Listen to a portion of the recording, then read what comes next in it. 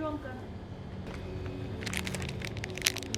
Мен буга чейин Аскат Жетигенди тааныч эмесмин. Өзүм журналист болгонума карабай, бул маданият тармагын чагылдырбагангабы же маданият тармагына көп анчейин кызыкпагангабы бул авторду мен билчү эмесмин да. Анан кийин камалганда анан таанып баштадым, чыгармачылыгы менен дагы тааныша баштадым. Ага чейин мисалы жана Чочун киши сериалында ырын угуп турмун да, Зарыкканда деген азыр аябай популярдуу болуп кетпеди, элдин жүрөгүнөн орун алыпчы. Анан кийин билдим бул Зарыкканда деген чыгарманын автору экенин, аны ошол Суран Садыбакасов аткарганын.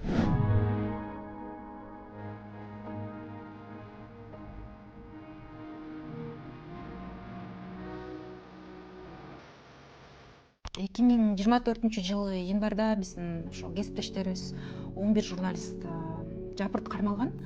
Ал эми Аскат Жетиген ошол жылы эле жаз айларында камакка алынганда биз ал кезде ошол улам сотторго каттап жүрчү элек да, ошо журналисттерди колдойбуз деп. Анан кийин Аскат Жетигендин да сотуна каттап калдык. Андан кийин ошол учурда Олжобай Шакир дагы камакта болчу да, анын да соттору жүрүп аткан. Ага да барып ал эми 2025 жылы ошол Канышай Мамыркулова деген журналист кесиптешибиз да камалган болчу.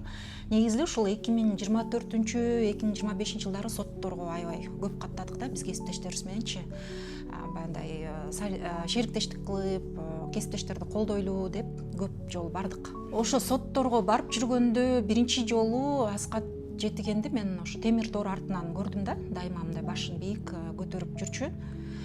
Анан биз баягы кесиптештерибизди өзүбүздү журналисттерди колдоп жүргөндө марттарда 2024 жыл март айында СИЗОго барып ошо азык түлүк жеткирдик. Анан кийин май айында дагы кесиптештер менен барып дагы бир жолу азык түлүк киргизгенбиз. Андан кийин акча чогултуп эле, дагы бир жолусунда акча чогултуп эле туугандарына которуп берип койдум. Журналисттердин туугандарына которуп берип койдук да. Анан ошо журналисттерге киргизгенде, азык түлүк жеткиргенде эле ошол кездеги абакта жүргөн Олжобай Шакир, акын жазуучу, ошол кездеги Аскат Жетиген абактагы, анан желекти коргоп камалып кетпеди беле Автандил Жоробеков, активист. Аны дагы биз ошо тизмекке кошуп, китептерди, каттарды, анан ошо азык түлүктөрдү жеткирип жүрдүк да.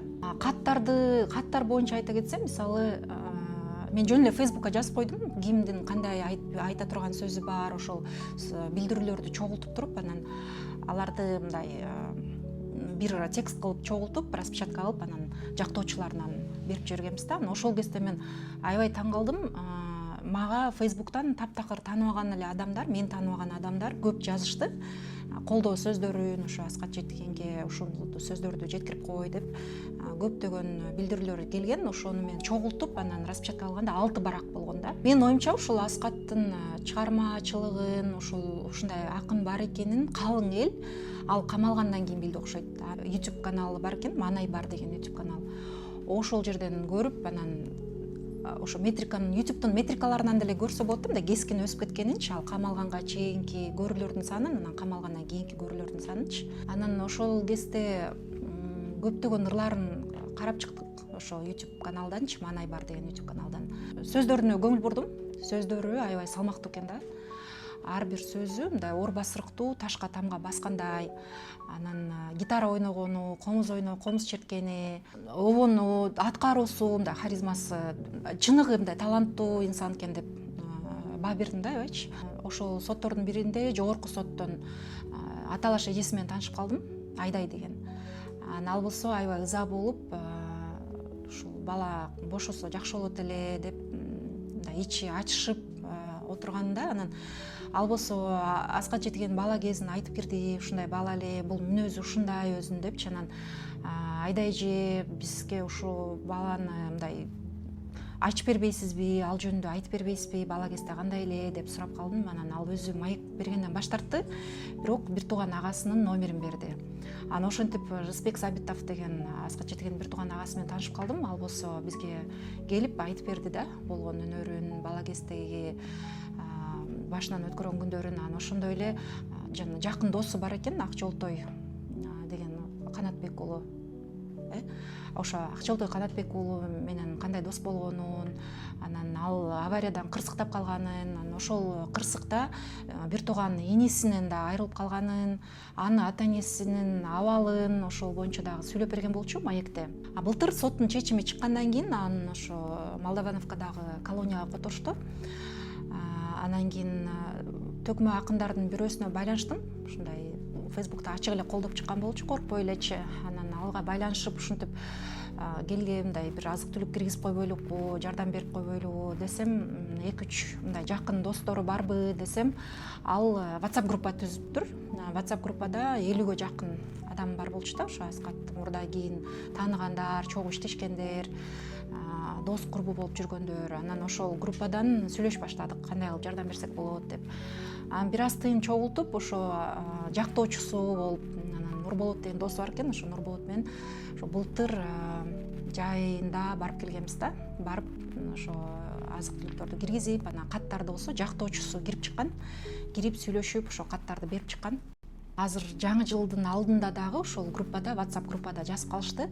Ушундай жардам бербейикпи жаңы жылдын астында депчи. Анан ошо январьдын башында барып дагы деле ошо Нурболотко байланыштым. Нурболот алып барып кел, ушинтип азык түлүк дагы киргизип коелу депчи. Анан ал жаңы жылда жана концертке карата аппаратураларын киргизген экен да, анан ошолорду ооба барат элем, кайра алып кетишим керек деп, анан кийин ошентип барып келдик да. Белгилүү саясатчы айтып калбады, жүгүнүп жүрүп кол чабасыңар деп айтып калбады. Негизи кээ бир адамдар үчүн жүгүнүп кол чабып, мындай кошомат кылып жамбагыш аябай оор экен да. Алардын мүнөзүндө, табиятында жок болсо, алар аны жасай албайт экен да. Канчалык жанын кыйнабаса дагы андай кадамга бара албайт. Кээ бир адамдар ушундай болот экен да. Кээ бир адамдар ачык эле мындай бетке эле айтат да. Кээ бир адамдар артынан айтат, кээ бир адам бетке айтат.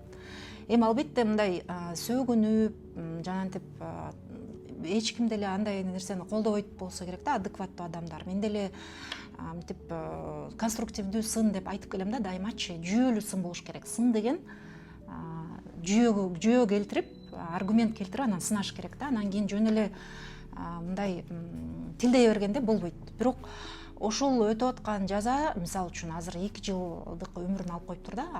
Абакта өткөн 2 жыл өтүп кетти. Азыр эми мына 3-чү жыл кетип баратат да. Адамдын жасап аткан иши өтүп аткан жазасына туура келеби, ошого дал келеби, ошол нерсеге татыктуу ал адам деген суроолор ачык бойдон калат да. Же болбосо азыр мисалы мамлекеттик сыйлыктарды аябай көп маданият кызматкерлери алып атат. Ошол кызматкерлердин баары эле ошол сыйлыкка татыктуубу, бийликтин сыйын көрүп аткан адамдардын баары ошол сыйга татыктуубу деген суроо жаралат да. Эл арасында мындай колдоо көп да, баары бирчи.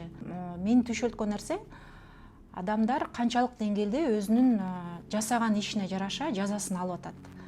Оор кылмыш жасаган адамдар чыгып кетип аткан учурлар болуп атат, тилекке каршычы, абактан чыгып кетип атат, кайра ошо рецидив болуп, кайра кайталанып, анан мынакей жакында эле ошол Айсулунун өлүмүнө байланыштуу деле зөөкүрдү көрбөдүкпү?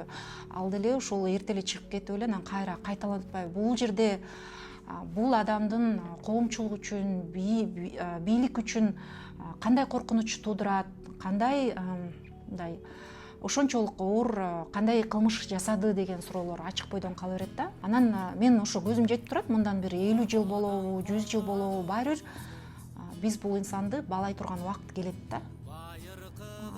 Анын чыгармалары, адамдын көзү өткөндөн кийин анын чыгармалары элинде калат. Ошол эле сүйүү темасы болобу, же болбосо мекенге болгон сүйүү, жана патриоттук сезимдерди огото турган чыгармалары бар экен.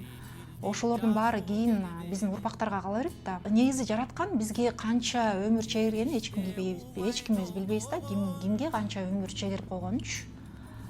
Адам өзү менен эч нерсени алып кете албайт. Бул муну ошол артындагы жасаган иштери эле калат да.